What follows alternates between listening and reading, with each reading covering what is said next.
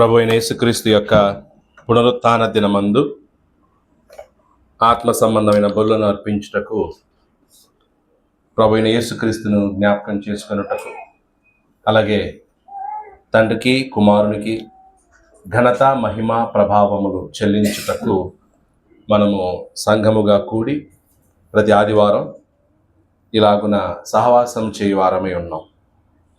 కాబట్టి మన యొక్క ఉద్దేశం చాలా స్పష్టంగా బైబిల్ గ్రంథం బోధిస్తూ ఉంది. ఎందుకు మనం సృష్టించబడ్డాం, ఎందుకు మనం మరి దాదాపు 80 సంవత్సరాల వరకు జీవిస్తున్నాం, మన యొక్క కారణాలు ఈ లోకంలో మనం జన్మించడానికి చాలా స్పష్టంగా బైబిల్ గ్రంథం మనకు తెలియచేస్తూ ఉంది. లోకంలో ఆ యొక్క అవకాశం లేదు, లోకస్తులకు తెలియదు. క్రీస్తు దగ్గరికి వస్తే తప్ప, బైబిల్ గ్రంథాన్ని చదివితే తప్ప మానవుని యొక్క ఉనికి ఉద్దేశం అర్థమవుతుంది, లేకపోతే అర్థం కాదు. అలా మనం ఆ ఉద్దేశాన్ని తెలుసుకున్నటువంటి మనం మరి దేవుని చిత్తానుసారంగా బ్రతకడానికి ప్రయత్నిస్తూ ఉన్నాం. దానికి అనేక ఆటంకులు, అనేక తొందరలు, ఇబ్బందులు, శోధనలు, కష్టాలు, మనస్పర్ధాలు, ఇవన్నీ కూడా మన జీవితంలో మనం ఎదుర్కొంటూనే ఉన్నాం. వాటన్నిటినీ అధిగమిస్తూ, వాటన్నిటినీ భరిస్తూ, ఓరుస్తూ మనం మన క్రైస్తవ జీవితాన్ని ముందుకు కొనసాగిస్తూ ఉన్నాం. ఇందులో ప్రధానంగా దేవుడు మన నుండి కోరేది ఏంటంటే క్షమాపణ. ఆయన మనల్ని ఎలాగైతే క్షమిస్తున్నాడో మనం కూడా ఇతరులను క్షమించాలి. ఆయన మనల్ని ఎలాగైతే ప్రేమిస్తున్నాడో మనం కూడా ఇతరులను ప్రేమించాలి. ఆయన ఎలా మన మీద కనికరం చూపిస్తున్నాడో అలాగే మనం కూడా ఇతరుల మీద కనికరం చూపాలి. ఆయన ఎలా జాలి పడుతున్నాడో మనం అలా జాలి పడాలి. ఆయన ఎలా మనతో సహవాసం చేస్తున్నాడో అలాగే మనమందరం కూడా దైవత్వంలో వారు ముగ్గురు ఎలా ఉన్నారు, ఎలా సహవాసం చేస్తున్నారు, ఏకమై ఉన్నారు. యోహాను సువార్త 17వ అధ్యాయంలో యేసుక్రీస్తు యొక్క ప్రార్థన అదే, తండ్రి నీ యందు నేనును, నా యందు నీవును ఏకమై ఉన్నలాగున వీరును మన యందు ఏకమై ఉండినట్లు. సో కాబట్టి మనము దైవత్వంలో ఆ ముగ్గురు ఎలాగైతే ఉన్నారో, తండ్రి కుమార పరిశుద్ధాత్మ, వారు ముగ్గురు ఏకమై ఎలా ఉన్నారో అలా మనమందరం కూడా ఏకమై ఉండాలి. అలాంటి సంఘం ఈ భూమి మీద దేవుడు కోరుతూ ఉన్నాడు. కాబట్టి మన మధ్యలో ఆ ఏకత్వం చాలా అవసరం, ఆ ఐక్యత చాలా అవసరం. అందుకే ఎఫెసీయులకు రాసిన పత్రిక 4వ అధ్యాయంలో ఒక మాట చెప్పాడు. ఎఫెసీయులకు రాసిన పత్రిక 4వ అధ్యాయంలో పరిశుద్ధాత్మ కలిగించు ఐక్యమును కాపాడుకొనుటయందు మీరు శ్రద్ధ కలిగిన వారై అనే మాట మనకు కనిపిస్తుంది కదా. చూడండి, ఎఫిషియన్స్ 4:1. కాబట్టి మీరు సమాధానమును బంధము చేత ఆత్మ కలిగించు ఐక్యమును కాపాడుకొనుటయందు శ్రద్ధ కలిగిన వారై. ఏ విషయంలో శ్రద్ధ ఉండాలి? ఐక్యతను కాపాడుకోవడంలో మీకే ఉండాలి, శ్రద్ధ ఉండాలి. అది ఎలా? సమాధానం అనే బంధము చేత. సో ఐక్యత ఎప్పుడు సాధ్యం? సమాధానం. కాబట్టి మన మధ్యలో ఉన్న బంధం రిలేషన్షిప్ ఏంటంటే పీస్, సమాధానం. ఓకే, ఇప్పుడు అన్నదమ్ముల మధ్య, ఒక తల్లికి పుట్టినటువంటి అన్నదమ్ముల మధ్య ఏ సంబంధం ఉంటుంది? రక్తబంధం అంటారు. ఓకే, రక్తబంధం లేదా దాయాదుల బంధం లేదా ఇంకా మేనమామల బంధం, మేనరికముల బంధం, ఇలా ఉంటాయి లోకంలో చూసినట్లయితే. కానీ క్రైస్తవుల మధ్య ఉన్న బంధం ఏంటన్నమాట? సమాధానం. క్రైస్తవుల మధ్య ఉండే బంధం ఏది? సమాధానం. అందుకే సమాధానం అనే బంధము చేత ఆత్మ కలిగించు ఐక్యతను ఏం చేయాలంట? ఎందుకంటే ఈ ఐక్యతను క్రైస్తవులందరూ కూడా ఇలా ఐక్యముగా చేసినటువంటి వాడెవడనమాట? పరిశుద్ధాత్మ. ఈరోజు మనందరం ఐక్యత కలిగి ఉన్నామంటే అది పరిశుద్ధాత్మ సృష్టించింది. అంతే, ఆత్మ కలిగించు ఐక్యతను. సో మనందరం ఈరోజు ఐక్యతగా ఉండడానికి కారణం డబ్బు కాదు, ఆస్తులు కాదు, చదువులు కాదు, లేదా మనందరం ఒకే కులానికి సంబంధించిన వాళ్ళం కాదు, లేదా ఒకే జిల్లాకి సంబంధించిన వాళ్ళం కాదు. అయినా ఎందుకు మనం అందరూ ఇలా కలిసి కూర్చొని మనం సమయాన్ని గడుపుతున్నాం? ఇది ఎందుకంటే ఇది పరిశుద్ధాత్మ కలిగించిన ఐక్యత, the unity from Holy Spirit. కాబట్టి ఈ ఐక్యతను ఏం చేయకూడదు? ఈ ఐక్యతను బ్రేక్ చేయకూడదు. ఈ ఐక్యతను ఏం చేసుకోకూడదు? మనం విడగొట్టుకోకూడదు, నాశనం చేసుకోకూడదు, పగలగొట్టుకోకూడదు. ఏదో మిగతా కారణాల చేత ఈ ఐక్యతలో నుంచి మనం తొలగిపోకూడదు. ఈ ఐక్యతను కాపాడుకోవాలే తప్ప ఈ ఐక్యతను ఏం చేసుకోకూడదంట? బ్రేక్ చేయకూడదు. సో మనం యూనిటీని బ్రేక్ చేయడానికి ఉన్నామా? యూనిటీని గర్డ్ చేయడానికి ఉన్నామా? ఐక్యతను కాపాడబడడానికి ఉన్నావా, లేదా పగలగొట్టుకోవడానికి ఉన్నావా? కాబట్టి మన purpose of the church is to guard the unity. సంఘం యొక్క ఉద్దేశం ఏంటంటే పరిశుద్ధాత్మ కలిగించిన, పరిశుద్ధాత్మ మనకిచ్చినటువంటి ఈ ఐక్యతను మనం ఏం చేయాలి? కాపాడుకోవాలి. ఐక్యతను కాపాడుకోవాలి. రైట్. ఆలోచించండి. యేసు చెప్పారు, మనుష్య కుమారునికి విరుద్ధముగా పాపము చేసినట్లయితే ఏముంది? క్షమాపణ. అలాంటిది పరిశుద్ధాత్మకు విరుద్ధంగా పాపం చేస్తే క్షమాపణ. అప్పుడు ఆత్మ కలిగించిన ఈ ఐక్యతను మనం చెడగొట్టుకున్నా, పాడు చేసినా ఎవరిని దుఃఖపరిచినట్లు? పరిశుద్ధాత్మను దుఃఖపరిచినట్లు. అప్పుడు పరిశుద్ధాత్మ వదులుతాడా? అంటే ఏం లేదనమాట. దానికి ఇంకా క్షమాపణే లేదు.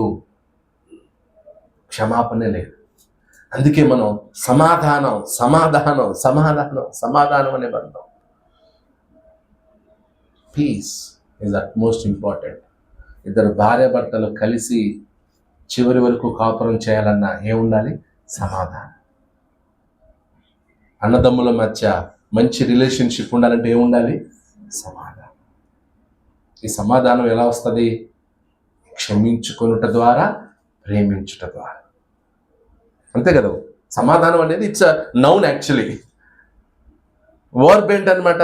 క్రియ ఏంటి? ఆ సమాధానాన్ని మనం తీసుకురావాలంటే ఏం చేయాలన్నమాట? ఒకరినొకరు క్షమించుకున్నప్పుడు, ఒకరినొకరు ప్రేమించినప్పుడు అక్కడ ఏం ఏర్పడుతుంది? సమాధానం ఏర్పడుతుంది. మళ్ళీ అవి లేకపోతే సమాధానం అనేది రాదు. ఇప్పుడు విశ్వాసం అనేది ఏంటంటే ఇట్స్ నౌన్. క్రియ ఏంటనమాట? ప్రేమ. సో ప్రేమించుట ద్వారా, క్రియలు కలిగి ఉండట ద్వారా మనలో విశ్వాసం ఉందని కన్ఫర్మ్. లేకపోతే ఊరికే పేరుకు మాత్రమే విశ్వాసం ఉండాలి.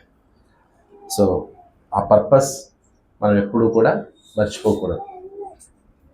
కట్టుటకే మనం పిలువబడ్డాం, కానీ విడగొట్టడానికో లేదా పగలగొట్టడానికో బద్దలు చేయడానికో మనం పిలువబడలేదు. అందుకే జ్ఞానవంతురాలు తన ఇల్లును, అంటే ఒక స్త్రీ ఓ ఇంటికి భార్యగా, అంటే ఒక పురుషునికి భార్యగా అయిందంటే, ఓ ఇంటికి కోడలుగా వెళ్ళిందంటే ఎందుకు? ఇల్లును కట్టడానికా, ఇల్లును కూల్చడానికా? ఇల్లును కట్టడానికే, ఇల్లును కూల్చడానికి కాదు. సో అలాగే పురుషుడు, స్త్రీ వారిద్దరూ కలిసి ఒక కుటుంబాన్ని కట్టాలి. అలాంటి కుటుంబాలు సంఘమును ఏం చేయాలన్నమాట? నిర్మించాలి. సంఘాన్ని నిర్మించుకోవాలి. సంఘాన్ని కట్టుకోవాలంటే ఆత్మల చేత, మనుషుల చేత, సజీవమైన రాళ్ళ చేత మనం ఏం చేయాలన్నమాట? సంఘం కట్టబడాలి. సో అలా మనం కలిసి దేవుడి వాక్యాన్ని మనం ధ్యానిస్తున్నాం. సో దాదాపు ఇక్కడ ప్రారంభమై సంఘముగా మనం 2013లో స్టార్ట్ చేశాం. 2013లో మనం ఇక్కడ ప్రారంభించాం. 2025 ఎన్ని సంవత్సరాలు? ఈ 12 సంవత్సరాల్లో ఉన్న ఫ్యామిలీస్ కంటే వెళ్ళిపోయిన ఫ్యామిలీస్ ఎక్కువ. కోవిడ్ టైంలో అసలు ఎంతమంది, దాదాపు అమెరికా వాళ్ళతో కలిపితే దాదాపు 10-11 కుటుంబాలు వెళ్ళిపోయాయి. ఇప్పుడు వాళ్ళందరూ ఉండింటే ఇక్కడ ప్లేస్ సరిపోయేదేడా? సరిపోయేది కాదు. సో ఏది బలవంతం కాదు. సో దేవుని రాజ్యం ఏంటంటే తలుపులు ఓపెన్, ఎప్పుడు కూడా ఎవరైనా రావచ్చు, మళ్ళీ బయటికి ఎవరైనా. సో అందుకే ఆయన యేసుక్రీస్తున్నాడు, దేవుని రాజ్యం ఎలా ఉంటుందంటే లోపలికి బయటికి పోవచ్చు వచ్చు ఉండేటువంటి రాజ్యం అన్నమాట ఇది. అంటే 2 డోర్లు ఉంటాయి దేవుని రాజ్యానికి, అలా రావచ్చు, మళ్ళీ ఇంకో డోర్ ఉంటుంది, అలా వెళ్ళొచ్చు. యేసుప్రభు 2 రాకడలో ఏమవుతాయి, 2 డోర్లు క్లోజ్ అవుతాయి. అప్పుడు ఎవరు మిగులుతారో వాళ్ళు అనమాట. అందుకే బుద్ధి లేని కన్యకలు వెళ్ళి డ్యూటీలు తీసుకొని ఆలస్యంగా వచ్చారు, తలుపు దాడుతున్నారు. ఏమని? ప్రభువా మేము వచ్చాం, మాకు తలుపు అమ్మ, తలుపులు వేయబడ్డాయి, ఇవేమన్నా ఉంటాయి ఇంకా. సో కాబట్టి కామన్ ఏది?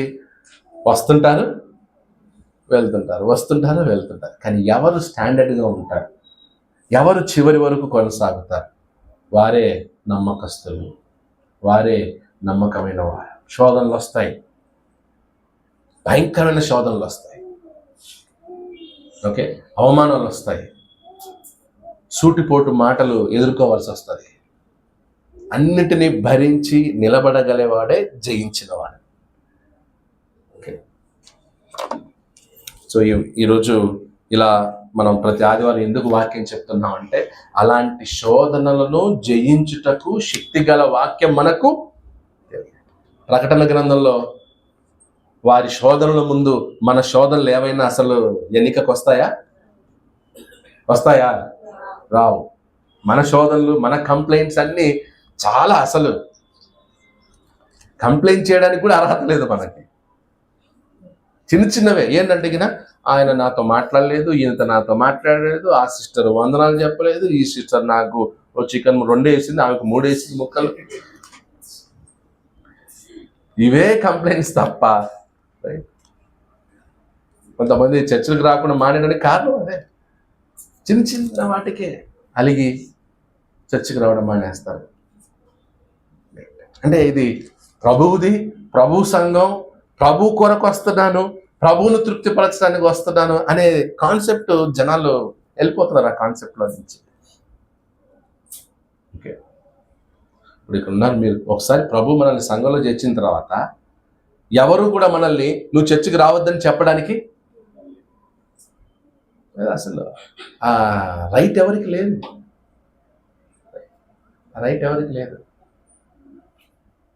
సో ఒకవేళ ఎవరైనా రీసెంట్గా బాప్తిజం పొందారు అనుకోండి, వాళ్ళు వచ్చేసి నువ్వు ఇప్పుడే బాప్తిజం పొందావు, నీకు లేదు నువ్వు బయటికి పంటే అప్పుడు అతను అనాలి, మీరెవరండి నన్ను పంపించడానికి బయటికి? సంఘంలో నన్ను చేర్చిన వాడు ఎవరు? క్రీస్తు.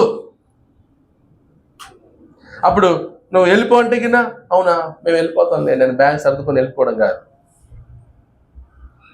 ఎవరిని పంపడానికి, ఎవరిని బయటికి వేయడానికి అధికారం ప్రభు సంఘం ఇది. ప్రభు చేత చేర్చబడ్డాం, ప్రభు ప్రేమలో ఉన్నాం, ప్రభు సన్నిధిలో ఉన్నాం, ప్రభువును సంతోషపెట్టుటకు ఉన్నాం. ఈ కాన్సెప్ట్ మనకు అర్థమయ్యేంత వరకు దేవుని చిత్తం సంఘంలో ఏమవ్వదు, నెరవేరదు. దేవుని చిత్తం సంఘంలో నెరవేరదు. కాబట్టి మనం దేవుని చిత్తాన్ని నెరవేర్చడానికి ఉన్నాం. ఆ దేవుని చిత్తం నెరవేర్చడానికి ప్రాణం పోయినా నిలబడాలి. అది ప్రకటన గ్రంథంలో వాళ్ళు ఎందుకు ప్రాణాలు కోల్పోయారు, ఎందుకు శిరచ్ఛేదనం చేయబడ్డారంటే దేవుని చిత్తాన్ని నెరవేర్చాలి. వేరే అంతే, ఇంకేం లేదు. ఎందుకు చనిపోయారు? దేవుని చిత్తం నెరవేర్చడానికి అంతే. ఈరోజు మనం కూడా దేవుని చిత్తం నెరవేర్చడానికి ప్రకటన గ్రంథం చదువుతున్నాం. ఈ ప్రకటన గ్రంథం ద్వారా దేవుని చిత్తాన్ని నెరవేర్చుట కొరకు ప్రాణాలు పోయినా మనం ఏం చేయాలి? సిద్ధంగా ఉండాలి.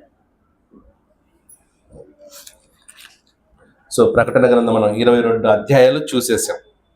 రైట్? సో ఇప్పుడు ఒక ఓవర్ వ్యూ, ప్రకటన గ్రంథాన్ని మళ్ళీ ఒక ఓవర్ వ్యూ చూద్దాం. క్విజ్ అని చెప్పాను కదా, ఎప్పుడు అంటే December 1st సండే పెట్టుకున్నాం. నేను యాక్చువల్లీ బిజీగా ఉన్నాను, నెక్స్ట్ సండే కూడా బిజీగా ఉంటాను. December 1st సండే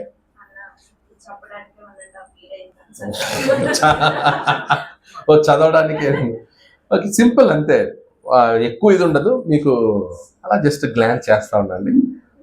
ఇంకా డిసెంబర్ 1st సండే అంటే 2 weeks ఉంది, ట్రై చేయండి. Okay, December 1st Sunday quiz ఉంటుంది, 2nd సండే ప్రైజెస్ అవి ఉంటాయి. ఈసారి గ్రూపులు ఉండవు, క్విజ్ ఇండివిజువల్ ఎగ్జామ్ లాగా ఉంటాయి. ఒక్కొక్కరికి ఎగ్జామ్ ఎలా రాస్తారో అలా అనమాట, టెస్ట్ ఎలా రాస్తారో అలా. ఓకే, ఇంగ్లీష్ అండ్ తెలుగు 2 ఉంటుంది. ఇంకంతేనా? కన్నడ ఏమన్నా కావాలా? ఇంగ్లీష్, జీవన్ కన్నడ. ఓకే, కన్నడ నువ్వు కొడితే రైట్. ప్రకటన గ్రంథం ఓవర్ వ్యూ.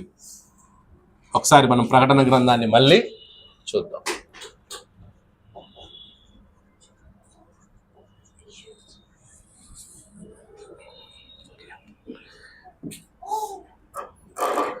రైట్. సో ఈ ప్రకటన గ్రంథం, ఓకే, సో ఎవరు రాశారు? యోహాను, అపోస్తులుడైన యోహాను. ఓకే, ఎవరికి రాశాడు? ఆసియాలో ఉన్న 7 సంఘములకు. ఓకే, నెక్స్ట్ ఎప్పుడు రాశాడు? ఎప్పుడు?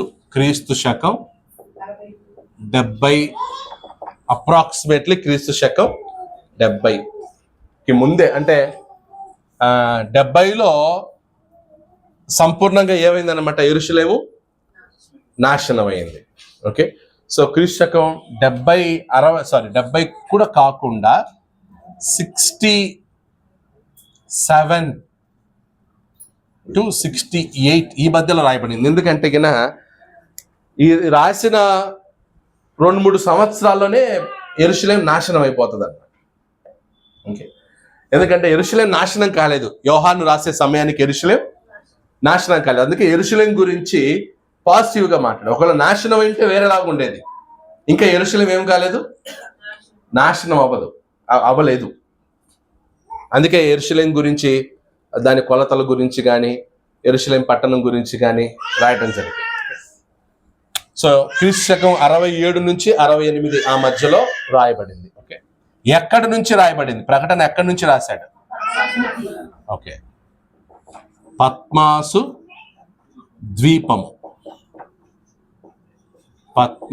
ద్వీపము నుండి రాశారు. సో ఎవరు రాశారు? ఎవరికి రాశారు? ఎప్పుడు రాశారు? ఎక్కడి నుండి రాశాడు? ఎందుకు రాశాడు? వై?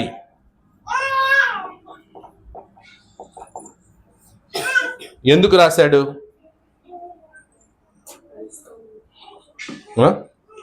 పర్పస్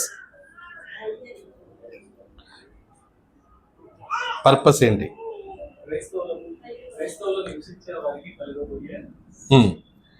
సింపుల్, ఒక మాటలు చెప్పాలంటే మరణము వరకు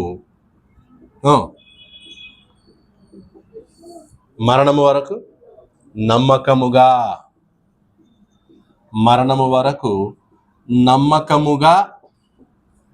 ఉండవలెను. మరణము వరకు నమ్మకముగా ఉండవలెను. ఇది మెయిన్ థీమ్ కనిపిస్తుంది. చర్చెస్ కూడా రాస్తూ ఏమన్నాడు? స్మరణ సంఘం, మరణము వరకు నమ్మకముగా ఉండిన వానికి నేను జీవ కిరీటం ఇచ్చేదని అన్నాడు. ఇక్కడ ప్రకటన గ్రంథం 2వ అధ్యాయం 10వ వచనం. ఇదిగో మీరు శోధింపబడినట్లు మీలో కొందరిని చెరలో వేయింపబోవచ్చున్నాడు. 10 దినములు శ్రమ కలుగును. మరణము వరకు నమ్మకముగా ఉండుము, నేను నీకు జీవ కిరీటం ఇచ్చేదను. అంటే శ్రమ రాబోతుంది, భయంకరమైన శ్రమ వస్తుంది. ఆ శ్రమలో ఎవరైతే మరణము వరకు నమ్మకంగా ఉంటారో వారికి నేనేమిస్తాను? జీవ కిరీటం. అందుకే యెరూషలేం నాశనం, నీరో చక్రవర్తి హింస ఇంకా స్టార్ట్ కాలేదు. 70లో స్టార్ట్ అవుతుంది. క్రీస్తు శకం 70లో నీరో చక్రవర్తి స్టార్ట్ అయ్యి అదే సంవత్సరంలో ఫినిష్ అవుతుంది. కంప్లీట్గా యెరూషలేం ఏమవుతుంది అనమాట? నాశనం. సో ఎందుకు రాశాడంటే శిష్యులు లేదా క్రైస్తవులు భయంకరమైన శోధనలు ఎదుర్కోవాల్సి వస్తుంది. వాళ్ళని చెరసాల్లో వేస్తారు, వాళ్ళని చంపుతారు, వాళ్ళని చెదరగొడతారు, వాళ్ళు క్రైస్తవులే భూమి మీద లేకుండా చేయడానికి ప్రయత్నిస్తారు. ఇవి ఎన్ని జరిగినా కూడా క్రైస్తవులు ఎలా ఉండాలి? మరణం వరకు నమ్మకముగా ఉండాలి. ఇది ముఖ్య ఉద్దేశం. సో ఇది ప్రకటన గురించినటువంటి మెయిన్ ఇది అర్థం అవ్వాలి. ఓకే, తర్వాత next divisions of the book.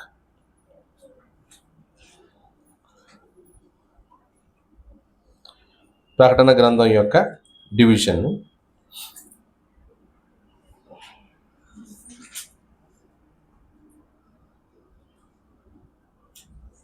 లేదా అవుట్లైన్.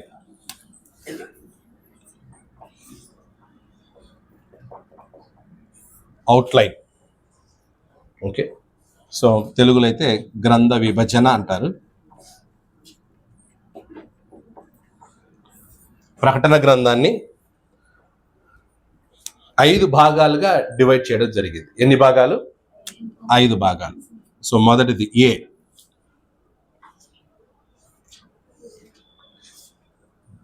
పరిచయము, ఇంట్రడక్షన్,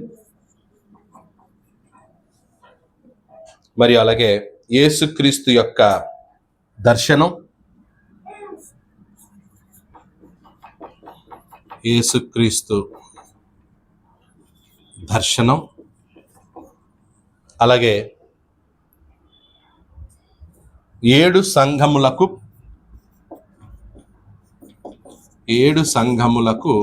పత్రికలు. 7 సంఘములకు పత్రికలు. సో ఈ మూడింటిని 3 అధ్యాయాల్లో చేసినట్లయితే 1 నుండి 3 అధ్యాయాలు. 1 నుండి 3 అధ్యాయాలు. సో పరిచయము, యేసుక్రీస్తు దర్శనం ఎన్నో అధ్యాయాలు ఉంటాయి? 1వ అధ్యాయం. 1వ అధ్యాయంలో మనం ఈ 2 చూస్తాం, పరిచయము మరియు యేసుక్రీస్తు దర్శనం. 2-3 అధ్యాయులేమో 7 సంఘములకు పత్రికలు.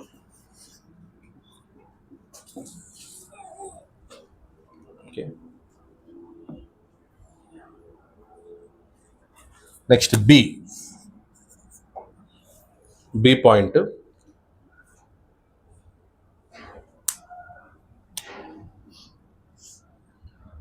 బి పాయింట్ ఏంటంటే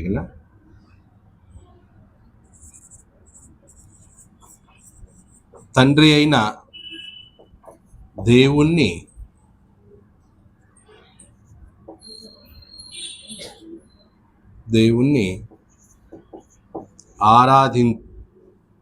ఆరాధించే దర్శనం. తండ్రి అయిన దేవుణ్ణి ఆరాధించే దర్శనం. Vision of worshipping God the Father. C, గొర్రెపిల్ల,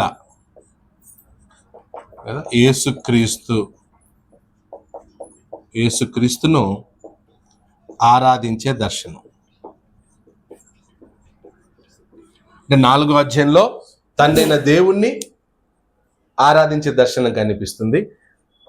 5వ అధ్యాయంలో యేసుక్రీస్తుని ఆరాధించే దర్శనం. 4వ అధ్యాయం, ఇది 5వ అధ్యాయం.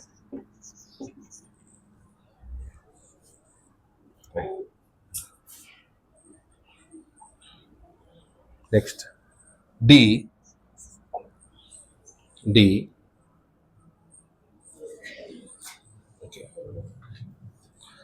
అవిశ్వాసులైన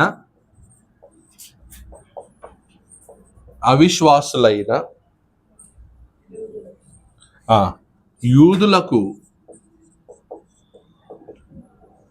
కలుగబోవు తీర్పును గూర్చిన దర్శనములు.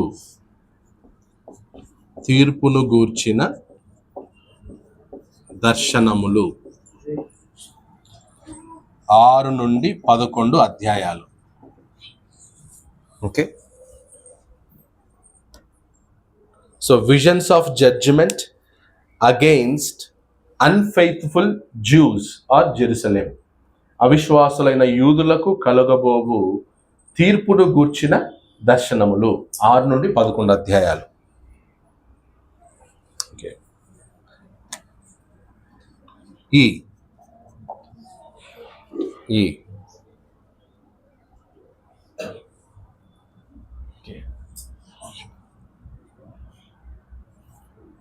సాతాను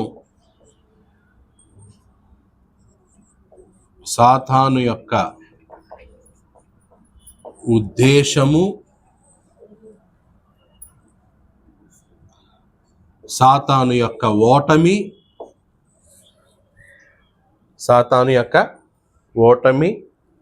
సాతాను యొక్క దాసులు 12వ అధ్యాయంలో ఉంటుంది. ఓకే, సాతాను యొక్క ఉద్దేశం ఏంటి? సకల లోకమును ఏం చేయాలన్నమాట? సర్వలోకమును వాడు మోసపుచ్చటమే వాని ఉద్దేశం. సర్వలోకాన్ని మోసపుచ్చటమే వాని ఉద్దేశం. సర్వలోకాన్ని మోసం చేస్తే ఏమవుతుంది? ఇప్పుడు వాని ఉద్దేశం మనుషులందరినీ పరలోకానికి పంపాలనేది వాని ఉద్దేశమా, లేదా మనుషులందరినీ నరకానికి పంపాలి అనేది వాని ఉద్దేశమా? ఆ ఉద్దేశం, అదే వాడి ఉద్దేశం. వాని ఉద్దేశం ఏంటంటే ఏ ఒక్కడు పరలోకానికి పోకూడదు, ఏ ఒక్కడు క్రైస్తవుడు కాకూడదు, ఏ ఒక్కడు క్రీస్తుని వెంబడించకూడదు, ఏ ఒక్కడు బైబిల్ చదవకూడదు, ఏ ఒక్కడు చర్చికి వెళ్ళకూడదు, ఏ ఒక్కడు క్రీస్తును ఆరాధించకూడదు, లేదా దేవుణ్ణి ఆరాధించకూడదు, అసలు సంఘంలో ఉండకూడదు వాడు. అలా వాని ఉద్దేశం ఏంటన్నమాట? సర్వలోకమును మోసపుచ్చటమే వాని ఉద్దేశం. ఓటమి, సాతాను ఓడిపోయాడు. ఎవరెవరు సాతాన్ని ఓడించారు? యేసుక్రీస్తు ఓడించాడు, అపోస్తులు ఓడించారు, దూతలు ఓడించారు, మొదటి శతాబ్దంలో ఉన్న క్రైస్తవులు ఓడించారు. ఇప్పుడు ఎవరు ఓడించాలి సాతాన్ని? మనం ఓడించాలి. కానీ ప్రకటన గ్రంథం యొక్క మీరు ఇది గమనిస్తే భూమి మీదకి యేసుక్రీస్తుతో యుద్ధం చేశాడు కాబట్టి యేసుక్రీస్తు చేతిలో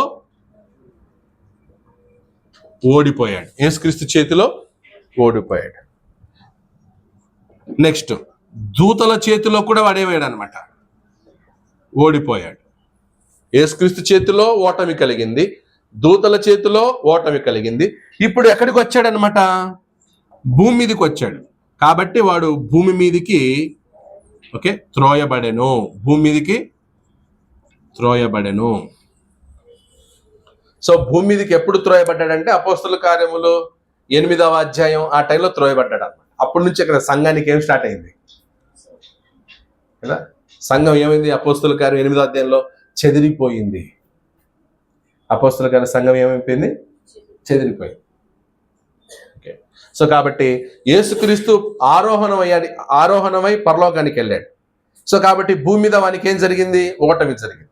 యేసుక్రీస్తు పరలోకానికి వెళ్ళి రాజు అయిన తర్వాత అక్కడ కూడా సాతాను వెళ్ళాడు. వెళ్ళి ఎవరితో యుద్ధం చేశాడు? దూతలతో యుద్ధం చేశాడు. అక్కడ ఓడిపోయాడు. ఈ లోపల భూమి మీద సంఘం ఏమైపోయింది? స్థాపించబడిపోయింది. రాజ్యం స్థాపించబడింది. రాజ్యం సంఘం ఏమవుతా ఉంది? అభివృద్ధి అవుతా ఉంది. అక్కడ దూతల చేతిలో ఓడిపోయిన తర్వాత వాడు ఎక్కడికి త్రోయబడ్డాడు అనమాట? భూమి మీదకి త్రోయబడ్డాడు. ఇప్పుడు భూమి మీదకి వచ్చి వాడు ఏం చేస్తున్నాడు? సాతాను క్రైస్తవుల్ని ఇప్పుడు బాస్ చేతిలో ఓడిపోయాడు. నెక్స్ట్ ఇప్పుడు ఎవరిని హింసించడానికి వచ్చాడు అనమాట? క్రైస్తవుని హింసించడానికి వచ్చాడు. సో అందుకు భూమి మీకు శ్రమ, పరలోకమా సంతోషించుడి అన్నాడు కదా. 12వ అధ్యాయం చూడండి, ప్రకటన 12వ అధ్యాయం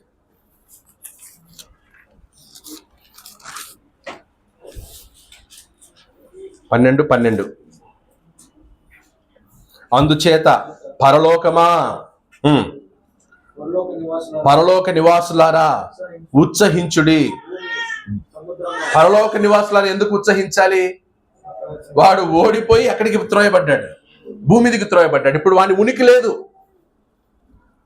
పరలోకంలో సాతాను ఉనికి లేదు. ఇంకా వాడి ఛాన్సే లేదు మళ్ళీ దూతలతో మాట్లాడడానికి కానీ లేదా దేవునితో మాట్లాడడానికి కానీ వానికి ఇంకేం లేదనమాట, ఛాన్సే లేదు.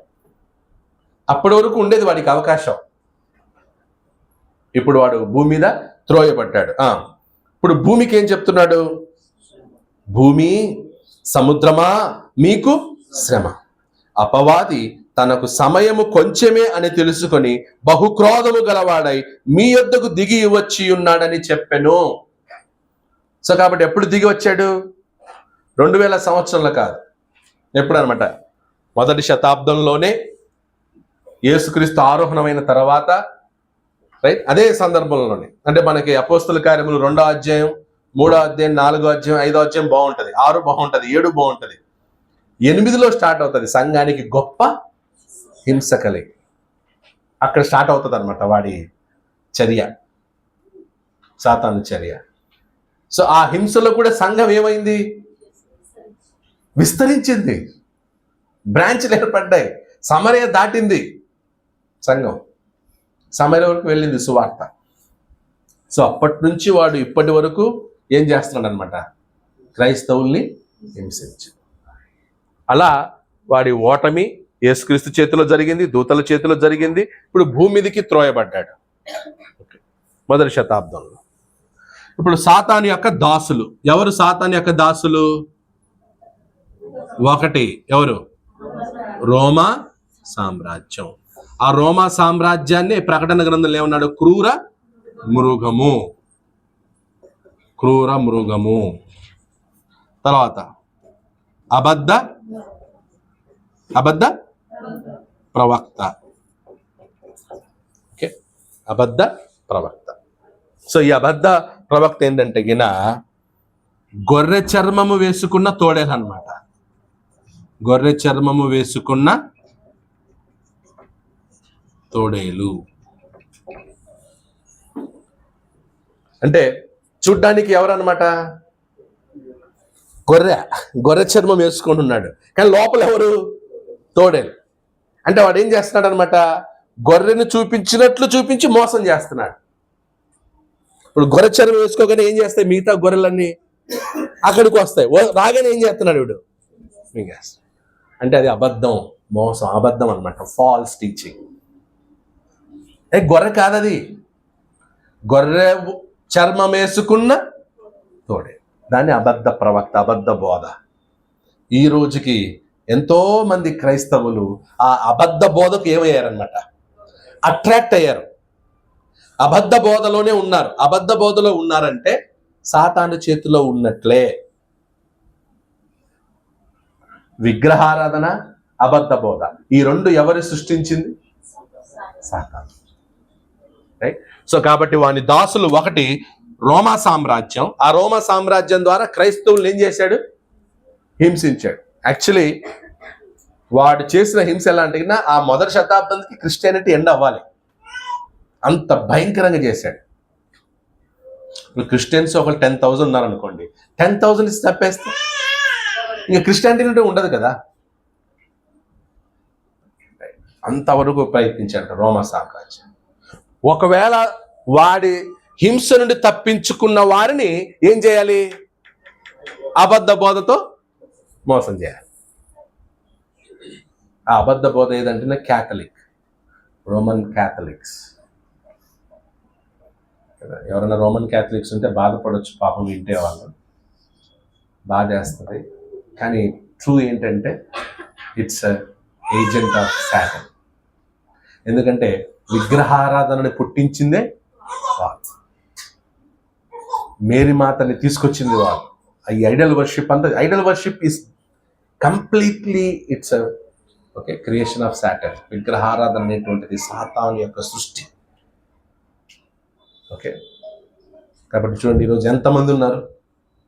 ఆ వేలంగానికి పోతే నాగపట్నం ఆడ గుండు గీయించుకుంటున్నారు, కొబ్బరికాయలు కొడుతున్నారు, కొవ్వొత్తులు వెలిగిస్తున్నారు, ఊదికడ్డీలు పెడుతున్నారు. ఇదంతా అపవాది సృష్టి. ఈ ఆచారాలన్నీ కూడా అపవాది చేత సృష్టించబడ్డాయి. దయచేసి వాటి నుంచి మీరు బయటికి రావాలి. ఒకళ్ళు ఎవరైనా ఇంకా అలాంటి వాటిని నమ్ముతున్నారంటే బీ కేర్ఫుల్. అది అపవాది యొక్క సృష్టి, అబద్ధ బోధ అపవాది యొక్క సృష్టి అన్నమాట. ఓకే, సో మనం 12వ అధ్యాయంలో సాతాను ఎంటర్ అవుతాడు. నెక్స్ట్ 13 నుండి 19 అధ్యాయాలు. ఈ అయింది కదా, ఎఫ్.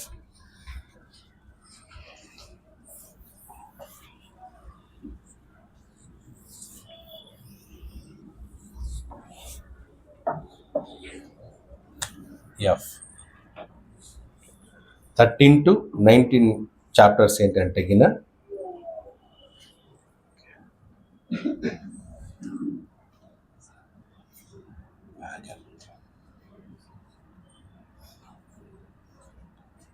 క్రూర మృగమైన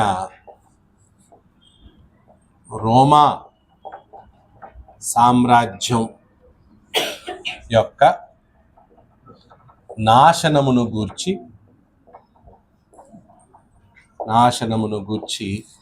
ప్రవచనములు, దర్శనములు, నాశనము గూర్చి దర్శనములు 16 నుండి 19 అధ్యాయాలు, 16 to 19 చాప్టర్స్.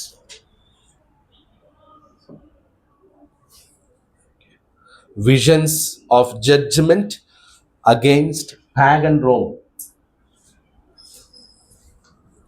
G.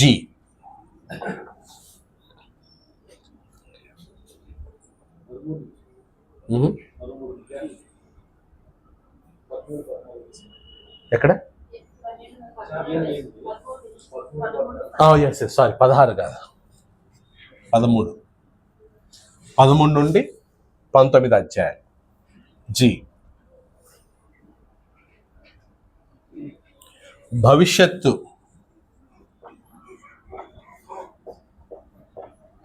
భవిష్యత్తును గూర్చిన దర్శనములు.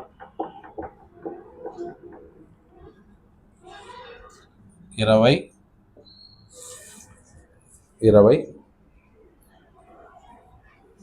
నుండి 20వ అధ్యాయం, 1 నుండి 22వ అధ్యాయం 5వ వచనం వరకు భవిష్యత్తును గూర్చిన దర్శనం. Visions of the future and beyond.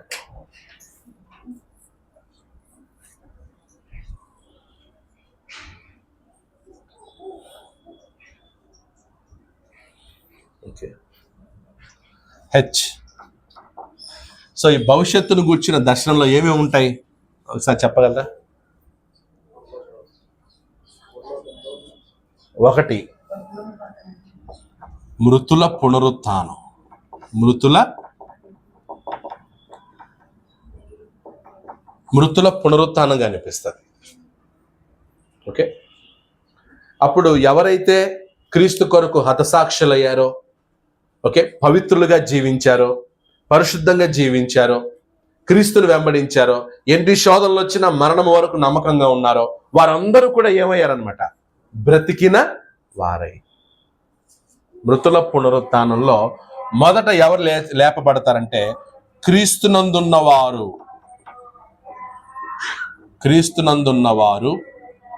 లేదా క్రీస్తు కొరకు మరణించిన వారు లేపబడుదురు.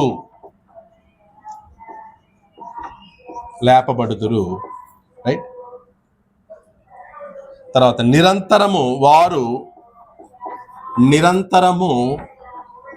క్రీస్తుతో పాటు జీవించెదరు.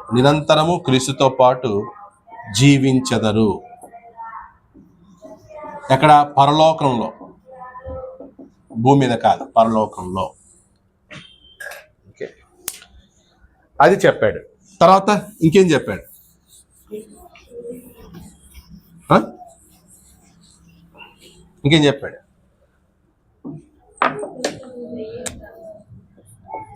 సాతాను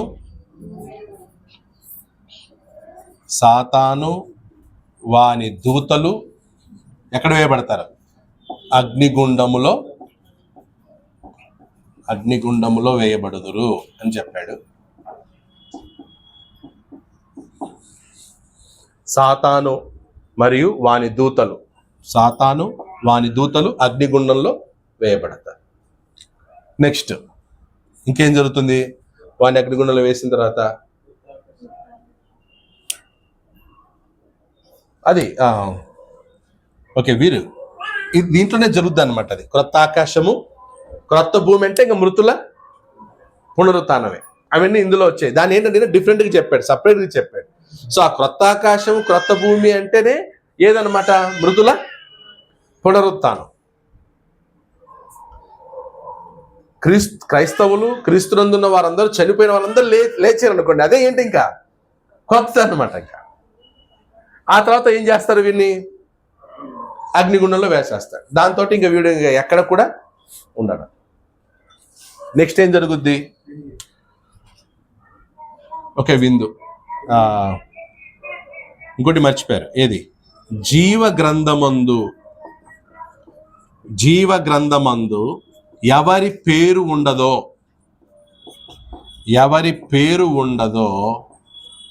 వాళ్ళు ఎక్కడికి వెళ్తారు? వారు అగ్నిగుండములో వేయబడుదురు. ఎవరి పేరైతే జీవ గ్రంథంలో ఉండదో వాళ్ళు కూడా అగ్నిగుండంలో వేయబడతారు. రైట్? అప్పుడు ఎవరి పేరు ఉండదు జీవ గ్రంథంలో? 8 రకాల మనుషుల గురించి చెప్పాడు. ఎవరెవరు వాళ్ళు లిస్ట్ ఇచ్చాడు కదా. 20వ అధ్యాయం 21:8 చూడండి. 21వ అధ్యాయం 8వ వచనం. పిరికి వారు, జీవ గ్రంథమందు ఎవరి పేరు ఉండదో వారు అగ్నిగుండంలో వేయబడదు. అప్పుడు ఎవరి పేరు ఉండదు జీవ గ్రంథంలో? పిరికి వారు, తర్వాత అవిశ్వాసులు, తర్వాత 3వది అసహ్యులు, తర్వాత 4 నరహంతకులు. అంటే మనుషుల్ని, నరహంతకులు అంటే ఎవరు? నరహంతకు తన సహోదరుణ్ణి ద్వేషించేవాడు. ప్రేమ లేనివాడు నరహంతకుడు, అంతే. ప్రేమ లేనివాడు, ప్రేమ చూపనివాడు, ఎవరిని క్షమించనివాడు, ఎవరిని ప్రేమించనివాడు, వాడు ఎవరన్నమాట?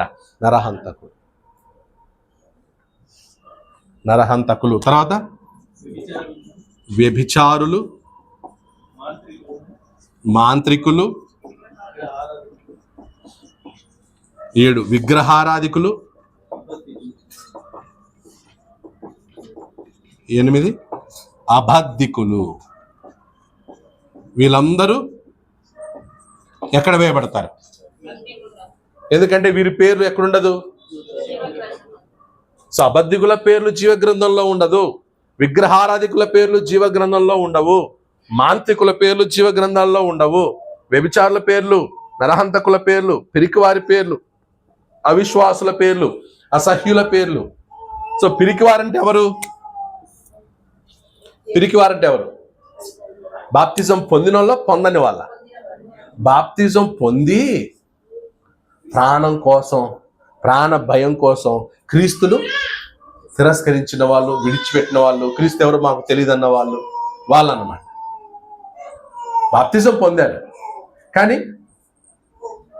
నాకెవరో తెలియదు. ఇప్పుడు పేతురు కూడా యేసుక్రీస్తుని పట్టుకున్న తర్వాత పేతురు ఏమన్నాడు? నేను ఎవరు నిన్ను అభ్యంతరపడినా నేను మాత్రం అభ్యంతరపడను. అయితే యేసుక్రీస్తు ఏమన్నాడు? కోడి కూయకు మునిపే నువ్వేం చేస్తావు? 3 సార్లు నన్ను 3 సార్లు. అంటే అది పేతురులో ఉన్న పిరికితనం. కానీ పేతురు ఏం చేసుకోలేదు, తాను పశ్చాత్తాపడ్డాడు, ఏడ్చాడు. తర్వాత పేతురు ఏమయ్యాడు అనమాట? బలవంతుడయ్యాడు. పిరికితనం పోయింది. అలా మేబీ మొదట్లో పిరికితనం ఉండొచ్చు, కానీ తర్వాత బలపడతాం. ఎందుకంటే మనకు ఆయుష్ ఉంది, దేవుడు టైం ఇచ్చాడు. మేబీ ఒక 5 సంవత్సరాలు పిరికితనంగా ఉన్నావేమో, ఇప్పుడు బలపడు. ఒక సందర్భంలో పిరికితనంగా జీవించామో, ఇప్పుడు బలపడు, టైం ఉందిగా.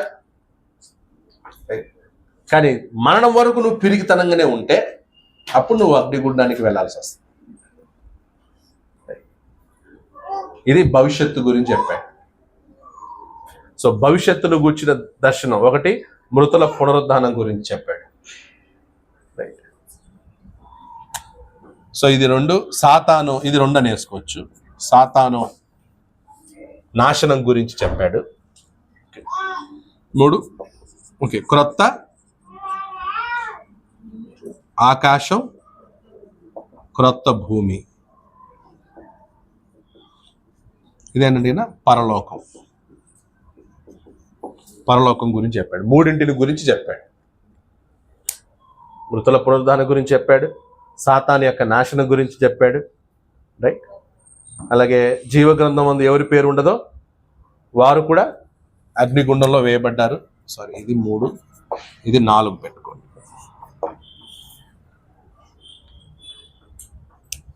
ఓకే. నెక్స్ట్ ముగింపు మాటలేమో 22వ అధ్యాయం GH రాసుకోండి.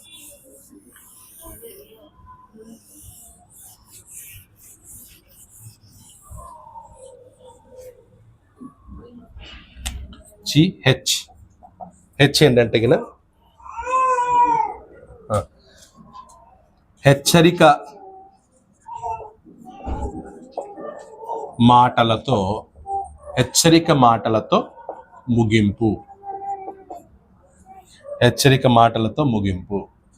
22వ అధ్యాయం 6 నుండి 21.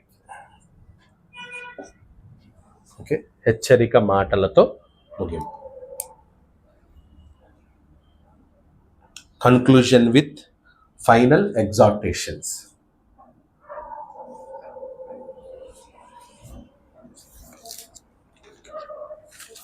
సో ఇది ప్రకటన గ్రంథం. సో ఓవరాల్గా రైట్.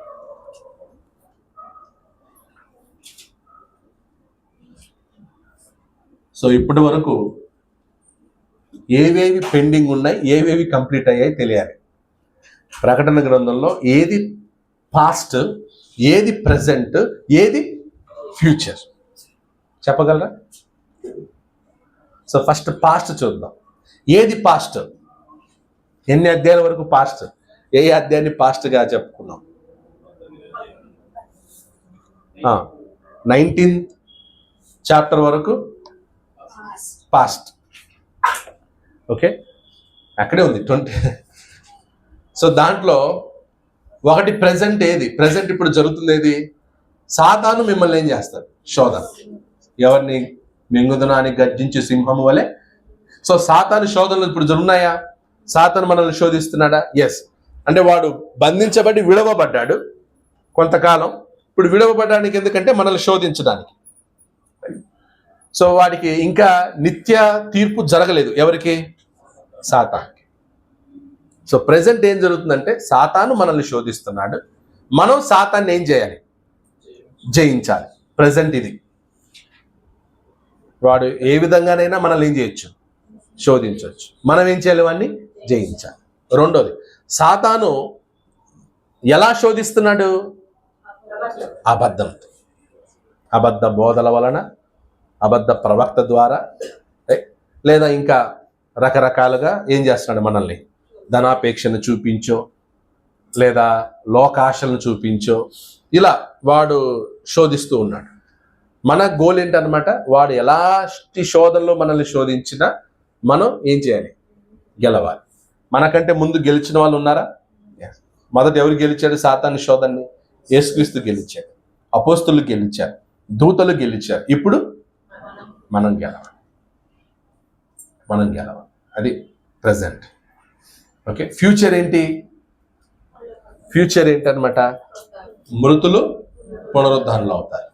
క్రీస్తు నందున్నవారు లేపబడతారు, క్రీస్తు కొరకు మరణించిన వారు లేపబడతారు. రైట్. వారు లేపబడి ఎవరితో పాటు ఉంటారు? క్రీస్తుతో పాటు నిత్యము జీవిస్తారు. రైట్. తర్వాత సాతాను ఫైనల్గా ఏమవుతారనమాట? సాతానును వారి దూతలు అగ్నిగుండంలో వేయబడతారు. నెక్స్ట్ ఇంకా ఎవరు వెళ్తారు అగ్నిగుండంలోకి? జీవగ్రంథంలో ఎవరి పేరైతే ఉండదో వారు కూడా అగ్నిగుండంలోకి వెళ్తారు. రైట్. ఆ తర్వాత ఏమేమి వస్తుంది అనమాట? క్రొత్త ఆకాశం, క్రొత్త భూమిలో సృజించబడిన తర్వాత అప్పుడు ఎవరైతే దేవుని ప్రజలుగా ఫైనల్గా ఫిల్టర్ అయ్యి శేషం అంటే ఇంక మిగిలిన వారు. శేషం అంటే ఏంటి? మిగిలిన వారు. సాతాను అగ్నిగుండంలోకి వెళ్ళాడు. జీవ గ్రంథంలో ఎవరి పేరైతే లేదో వాళ్ళు అగ్నిగుండంలోకి వెళ్ళారు.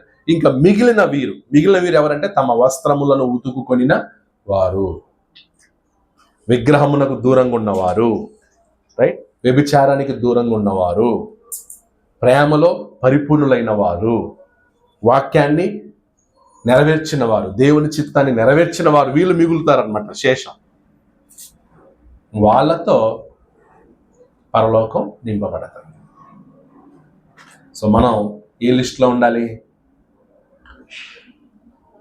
జీవ గ్రంథంలో లేని వాళ్ళ లిస్టులో ఉండాలా? జీవ గ్రంథంలో ఉన్న వాళ్ళ లిస్టులో ఉండాలి? ఎవరి పేర్లు అయితే జీవ గ్రంథం ముందు ఉన్నవో వారి లిస్టులో మనం. అలా ఉండాలంటే మనం ఏమీ కాకూడదు.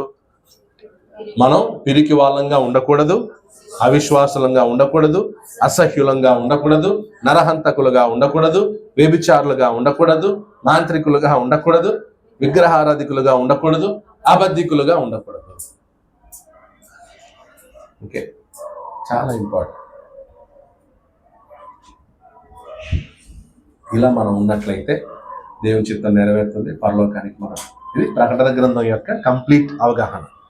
అంతే తప్ప ఇంకా వేరే ఏది ఎక్స్ట్రా లేదు. భయపెట్టేస్తారు ప్రకటన గ్రంథాన్ని చదివించినప్పుడు.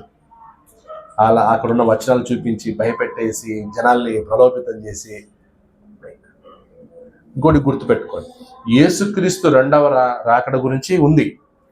యేసుక్రీస్తు రెండవసారి వచ్చేది భూమిని పరిపాలించడానికి కాదు, రైట్? భూమిని పరిపాలించడానికి కానీ భూమి మీద రాజ్యం చేయడానికి రాదు.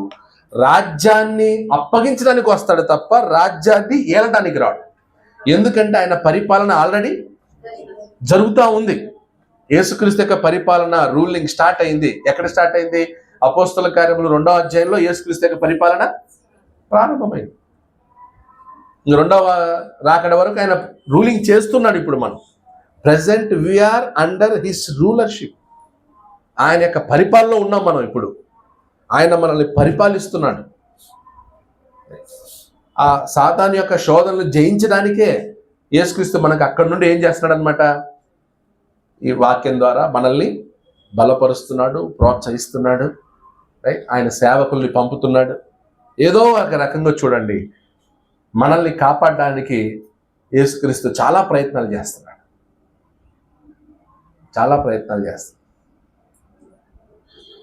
మనకి మరణం దూరం చేస్తున్నాడు. ఆ శోధనలు వచ్చిన వాటి నుంచి తప్పించుకునే మార్గాన్ని కూడా చూపిస్తున్నాడు. యేసు లేకపోతే ఈ పాటికి మనం ఈ రోజు ఇలా కూర్చునే వాళ్ళం కాదు. ఎందుకంటే ఆయన శోధనల నుంచి మనల్ని ఏం చేస్తున్నాడు? తప్పిస్తున్నాడు, కాపాడుతున్నాడు, ధైర్యం ఇస్తున్నాడు. ఎందుకంటే ఈ కేరపురం క్రీస్తు సంఘం ఉండకుండా చేయడానికి అపవాది చాలా ప్రయత్నాలు చేశాడు. ఎన్నో చిచ్చులు పెట్టాడు, సమస్యలు క్రియేట్ చేశాడు, సృష్టించాడు. అవన్నీ కూడా మనం ఏం చేస్తున్నాం? కోవిడ్ టైంలో ఎంతోమంది దేవుని సేవకులు చనిపోయారు. కొంతమంది బతికాము. సో ఇలా వాడి ప్రయత్నం వాడు చేస్తున్నాడు. యేసుక్రీస్తు కూడా మనల్ని ఏం చేస్తున్నాడు అన్నమాట? కాపాడుతూ ఉన్నాడు. సో మనం ఆయన చేత కాపాడబడాలంటే, ఆయన కృప, దయ, దాక్షిణ్యాల కింద మనం ఉండాలంటే ఆయన సహవాసం మనకు చాలా ముఖ్యం. అందుకే ఇలా మనం ఆదివారం సంఘముగా కూడేది. ఆదివారం మనం ఎందుకు సంఘంగా కూడుకుంటున్నాం అనే విషయం చాలా ముఖ్యమైనది. హెబ్రీ పత్రికలో ఒక మాట చెప్పాడు. హెబ్రీ పత్రిక 10వ అధ్యాయం, హెబ్రీ పత్రిక 10:24 నుంచి చదవండి.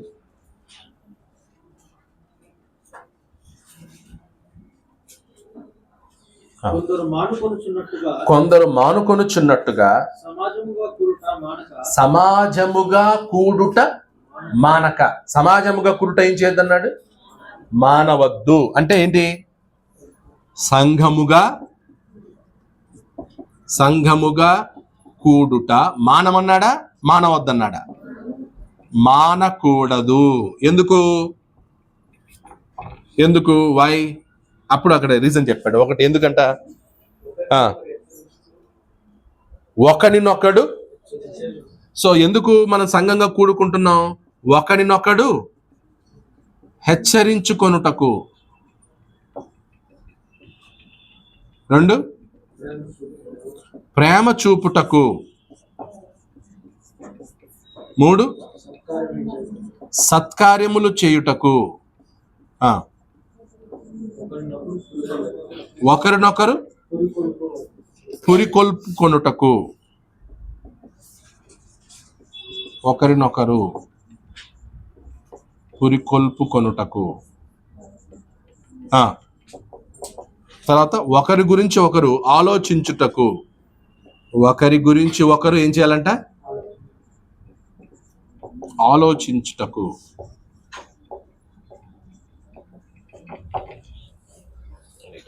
అక్కర ఉంటేనే కదా ఆలోచించేది. అక్కర లేకపోతే ఆలోచన అంటే వారు మన ఆలోచనలో ఉండాలి.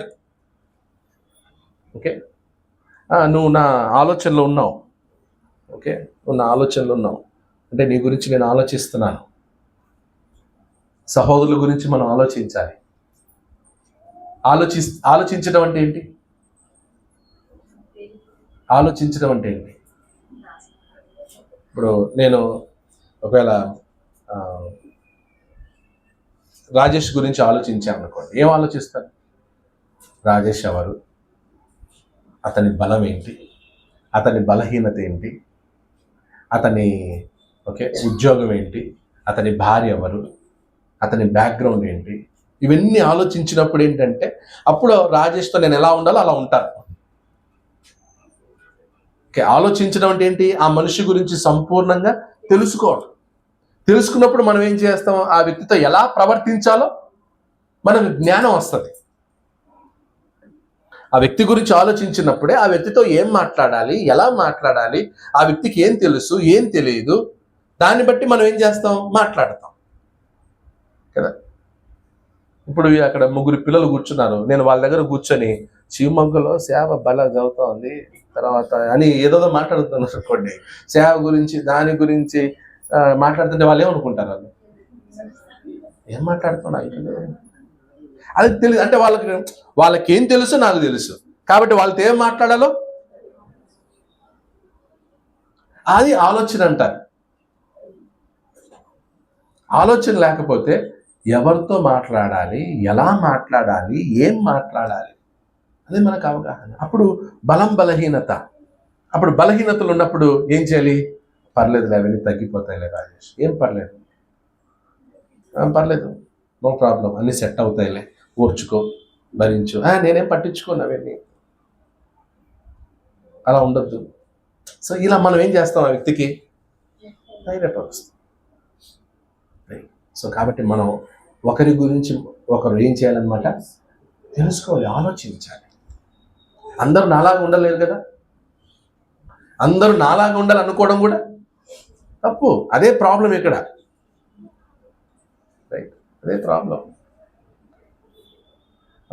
అవినాష్ లాగా రాజేష్ ఉండలేడు, రాజేష్ లాగా శామ్యుల్ ఉండలేడు, శామ్యుల్ లాగా ఇమానుయల్ గారు ఉండలేడు. అంతే, ఒక్కొక్కరు ఒక్కొక్క ఇది. సో తెలుసుకుంటే ఏం చేయొచ్చు అనమాట. ఇప్పుడు కొన్నిసార్లు అవినాష్తో నేను మాట్లాడే విధానం వేరు ఉంటుంది. ఎందుకంటే నాకన్నా చిన్నోడు, స్టూడెంట్. ఇప్పుడు మీరు వచ్చేసి ప్రశాంత్ అన్న అవినాష్తో ఎంత బాగా మాట్లాడతాడు, మాతో మాట్లాడు, అలా మాట్లాడు, ఈ అవినాష్ అంటేనే ఇక వేరు. అతను నా స్టూడెంట్. అవినాష్తో మాట్లాడినట్టు నేను అశోక్ బ్రదర్తో మాట్లాడలేను. కాల్ చేస్తాను అవినాష్కి, అవినాష్ ఏం చేస్తావు తెలియదు, నాకు ఇది పని చేసి పెట్టాలని ఒక ఆర్డర్ లాగా ఉంటుంది నాకు అవినాష్తో మాట్లాడితే. అదేలాగా నేను ఇమానుయల్ గారితో మాట్లాడలేను, అశోక్ బ్రదర్తో మాట్లాడలేను. సో ఆలోచించాలి. కొన్నిసార్లు ఎవరైనా టెంపర్ అయిపోతారు, సడన్గా ఫ్రస్ట్రేషన్ అవుతూ ఉంటారు. మనం కొంచెం ఆలోచించాలి, పాపం ఏమైందో, ఏదో ఫ్రస్ట్రేషన్లో ఉన్నట్టున్నాడు, ఏదో టెన్షన్లో ఉన్నాడు, ఏం చేద్దాం, కొంచెం టైం ఇద్దాం, అండర్స్టాండ్ చేసుకోవాలంతే. ఏదో జరిగి ఉంటుంది, సంథింగ్ ఏదో జరిగి ఉంటుంది, పాపం ఫ్రస్ట్రేషన్ ఉన్నాడని చెప్పి నిదానంగా అతను నర్సంత లేదా అయిపోయిన తర్వాత కూల్ తర్వాత ఏం చేయాలన్నమాట, అంతే భార్య అరిచినా భర్త అరిచినా అదే ఫార్ములా ఫాలో చేయాలి. భర్త ఆఫీస్ నుంచి ఇంటికి వస్తాడు, రాగానే చూపిస్తూ ఉంటాడు కోపం, భార్య వెంటనే కౌంటర్ చేయకూడదు, ఏం చేయాలన్నమాట, ఓకే ఏదో జరిగింటుంది ఆఫీస్లో లేదా దారిలో ఏమన్నా ఎండొచ్చేమో అంతా అరుస్తూ ఉంటాడు అయిపోయింది తర్వాత నిదానం ఏమండి కాఫీ పెట్టాను ఏమైంది కూల్గా నిదానంగా స్లోగా అలా ఒకరి గురించి ఒకరు మనం ఆలోచించడం అంటే అర్థం చేసుకొని వాళ్ళ ఫీలింగ్స్ వాళ్ళ ఎక్స్ప్రెషన్స్ అన్నీ మనం ఏం చేయాలన్నమాట, అండర్స్టాండ్ చేసుకుని ఆ తర్వాత ఏం చేయాలి మనం అప్పుడు మాట. డాక్టర్ కూడా ఏం చేస్తాడు, ఫస్ట్ డాక్టర్ ఏం చేస్తాడు, రా కూర్చో తీ అని చెప్పి ఇంజక్షన్ పొడుతాడా, లేదు ఏం చేస్తాడు ఫస్ట్ చెప్పయ్యా ఏంటంట, అప్పుడు చెప్పేది విని విని వినంత కొన్నిసార్లు కొంతమంది పేషెంట్లు 1/2 అవర్ 45 minutes రాలేదు తొందరగా డాక్టర్ దగ్గర నుంచి కదా, అది ఏం మాట్లాడుతుంటారో తెలియదు. అంటే వీడేదో సోది చెప్తా ఉంటాడు, డాక్టర్ కూడా ఏం చేస్తుంటారు అనమాట, సరే ఓకే విని విని విని ఆలోచించి ఆ తర్వాత వీడొక పెద్ద మెంటోడు ఉన్నట్టున్నాడు, ఈయనకి తగిన మాత్రలు ఇవ్వాలి, వీడొక అన్ని ఆయన అండర్స్టాండ్ చేసుకుని దానికి తగినట్లు ఏం చేస్తారు అనమాట. అన్నిటికీ మెడిసిన్స్ పని రావు. రైట్. ఒకసారి మేము ఒక పేషెంట్ని తీసుకెళ్ళాము, డాక్టర్తో చాలా తిరిగారు, వాళ్ళు ఇబ్బందులు పడ్డారు, కానీ అప్పుడు ఆలోచించి అమ్మ నీకు మెడిసిన్ కాదు ఇవ్వాల్సింది, కౌన్సిలింగ్ చేయాలి, కాబట్టి నువ్వు పలానా డాక్టర్ దగ్గర వెళ్ళి అంటే ఆయన తెలుసుకున్న తర్వాత అందరు డాక్టర్ లాగా ఆయన మెడిసిన్ ఇవ్వలే, నీకు కావాల్సింది మెడిసిన్ కాదు, నీకు కావాల్సింది counselling, psychological counselling you needed, వెళ్ళి అక్కడికి వెళ్ళు, రైట్ డాక్టర్. కొంత రాంగ్ డాక్టర్ ఏంటి, అవునా ఏమైంది, అవునా దో అది తీసుకొని నిద్ర మాత్రలు ఇవ్వడం, నిద్ర వచ్చేటట్టు చేస్తారు కొంతమంది, వాళ్ళ ప్రాబ్లం ఏంటో అండర్స్టాండింగ్ చేసుకోవాలి. అందుకే మనం సంఘంగా కూడేది ఎందుకంటే కింద థింక్ అబౌట్ ఎవ్రీవన్, అందరి గురించి ఏం చేయాలి మనం, వాళ్ళ బలం ఏంటి, వాళ్ళ బలహీనత ఏంటి, వాళ్ళ పరిస్థితి ఏంటి, దాన్ని బట్టి మనం ఏం చేయగలం, సత్కార్యాలు తెలిస్తేనే కదా సత్కార్యం చేసే కవుదేది, తెలియకపోతే సత్కార్యం ఎలా చేస్తాం. సత్కార్యం అంటే ఏంటి, వాళ్ళు ఏ అవసరతలో ఉన్నారో దాన్ని చేయడం. కొన్నిసార్లు మాట్లాడుతుంటే సడన్గా ఎవరో ఒక సిస్టర్ చెప్పొచ్చు, సిస్టర్ కొంచెం ఇలా ఉంది కానీ కొంచెం మాకు ఇబ్బందిగా ఉండి ఫైనాన్షియల్ హెల్ప్ ఉన్నాయి, అవునా అలా జరిగింది, అప్పుడు వెంటనే ఆ సిస్టర్ మళ్ళీ ఇంకో సిస్టర్ అందరూ కలిసి ఒక టీమ్గా ఆ సహోదరికి ఏం చేస్తారంట, సత్కార్యం. తెలియకపోతే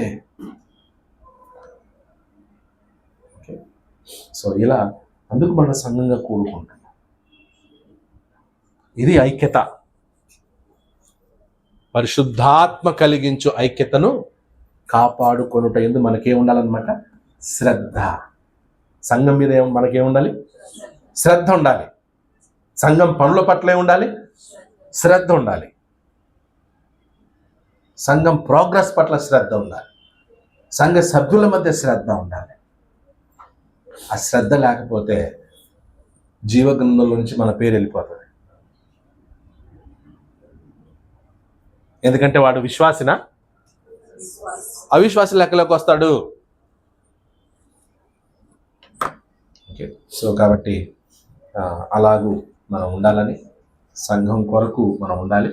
శోధనలు ఉన్నాయి, అందరికీ రకరకాలంగా విధాలుగా శోధనలు వస్తాయి. ఆ శోధనలు మీరు ఏం చేయాలన్నమాట, జయించాలి. ఎలాంటి శోధనైనా సరే మీరు జయించడానికే మనం ఉన్నాం, కంప్లైంట్ చేయడానికి లేవు. శోధనల గురించి కంప్లైంట్ చేయడానికి లేవు, ప్రాబ్లమ్స్ గురించి కంప్లైంట్ చేయడానికి లేవు. ప్రాబ్లమ్స్ వస్తాయి, ఆ ప్రాబ్లమ్స్ని మనం దేవుని యొక్క వాక్యం ద్వారా, సంఘం యొక్క సహాయం ద్వారా ఏం చేయాలి, మనం ఫేస్ చేయాలి, అంతే. అలాగూ మన సంఘం అలా కొనసాగాలని, అందరి పేర్లు జీవగ్రంథంలో ఉండాలని సో ప్రకటన గ్రంథం ద్వారా మనం నేర్చుకున్నాం. ఓకే, సో మరలా December 1st సండే మనకి క్విజ్ ఉంటుంది, రిటర్న్ ఎగ్జామ్, టెస్ట్ అని కూడా అనొచ్చు. ఓకే, సో ఇండివిజువల్ టెస్ట్ అని దాంట్లో మార్క్స్ ఉంటాయి అండ్ ఒక ఇది మంచి ప్రైజెస్ కూడా ఉంటాయి. గ్రూప్ అయితే కన్నా కష్టం ప్రైజ్లు ఇవ్వడానికి, ఇండివిజువల్ అయితే 3 కదా, ఈజీ ఇచ్చేయచ్చు. ఎందుకంటే ఫస్ట్, సెకండ్, థర్డ్ 3 ప్రైజులు ఉంటాయి. ఏమ్మా కన్సలేషన్ అయితే అందరికీ ఇవ్వాలి కన్సలేషన్. ఓకే, సో 3 ప్రైజెస్ ఉంటాయి, మంచి ప్రైజెస్ ఉంటాయి. ఓకే, సిద్ధంగా ఉండండి, ప్రిపేర్ అయ్యి ఉండండి. ఓకే, సో నెక్స్ట్ మనం డిస్కస్ చేసే సబ్జెక్ట్ ఏంటంటే December 2nd వీక్ నుంచి క్రిస్టాలజీ గురించి మనం డిస్కస్ చేస్తాం. క్రిస్టాలజీ అనే సిరీస్ మీద వెళ్తాం. సో దాన్ని అందరూ గమనించాలని కోరుతున్నాం. అందరికీ కోరుతున్నాం.